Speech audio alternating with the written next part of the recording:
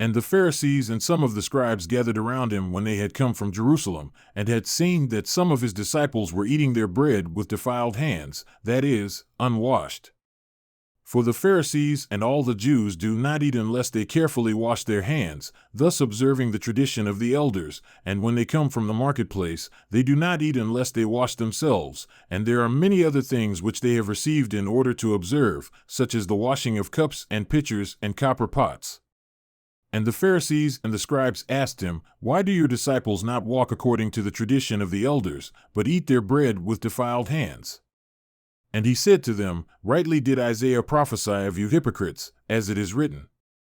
This people honors me with their lips, but their heart is far away from me, but in vain do they worship me, teaching as doctrines the commandments of men. Leaving the commandment of God, you hold to the tradition of men.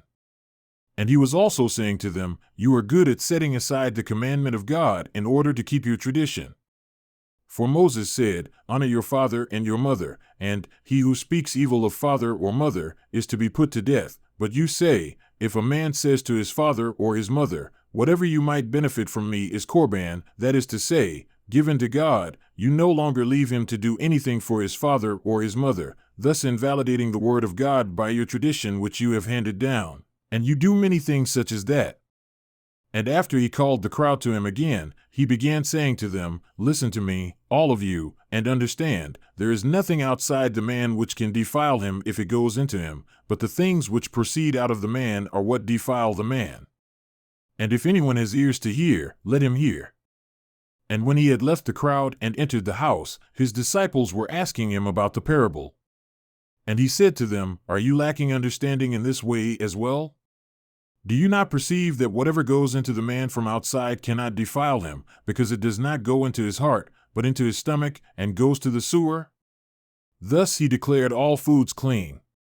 And he was saying, That which proceeds out of the man, that is what defiles the man.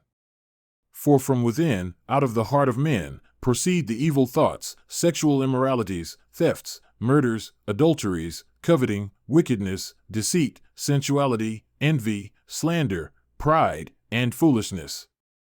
All these evil things proceed from within and defile the man. Now Jesus stood up and went away from there to the region of Tyre. And when he had entered a house, he was wanting no one to know of it, yet he could not escape notice. But after hearing of him, a woman whose little daughter had an unclean spirit immediately came and fell at his feet. Now the woman was a Greek, of Syrophoenician descent. And she kept asking him to cast the demon out of her daughter. And he was saying to her, Let the children be satisfied first, for it is not good to take the children's bread and throw it to the dogs. But she answered and said to him, Yes, Lord, but even the dogs under the table feed on the children's crumbs. And he said to her, Because of this answer go, the demon has gone out of your daughter.